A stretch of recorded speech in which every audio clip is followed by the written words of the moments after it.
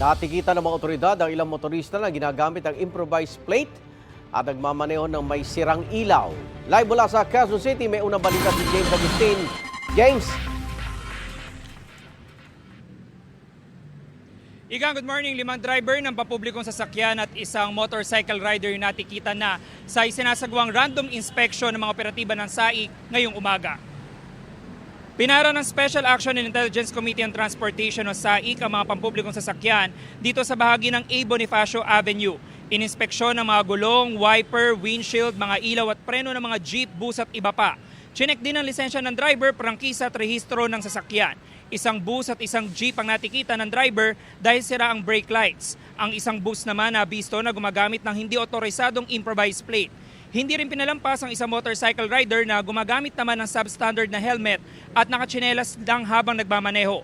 Kinumpiska ang lisensya ng mga driver at inisyuhan sila ng Temporary Operator's Permit o yung tinatawag na TOP. Konting abala lalo na sa mga pasahero na papasok sa kanilang mga trabaho ngayong umaga, pero naiintindihan naman daw nila yung kahalagahan ng sinasagawang inspeksyon ng mga otoridad. Mas maganda yun para malaman namin kung anong problema ng bus na sinasakyan namin. Okay lang para sa kaligtasan din naman ang mga pasahero. Kasi kung hindi kumpleto dokumento, kawawa pasahero.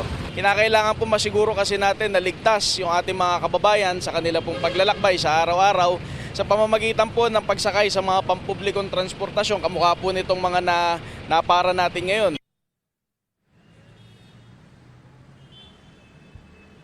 Samantala, nagpapatuloy operasyon ng SAIC sa bahaging ito ng A. Bonifacio Avenue. Ito po talaga yung babaan at sakayan ng mga pasahero dito sa lugar. Yung mga may paglabag naman ay kinakailangan nila na pumunta sa Central Office ng Land Transportation Office para makuha yung kinumpiskang lisensya mula sa kanila at mabayaran yung multa dun sa kanilang mga paglabag. Yan ang unang balita mula rito sa Quezon City. Ako po si James Agustin para sa GMA Integrated News.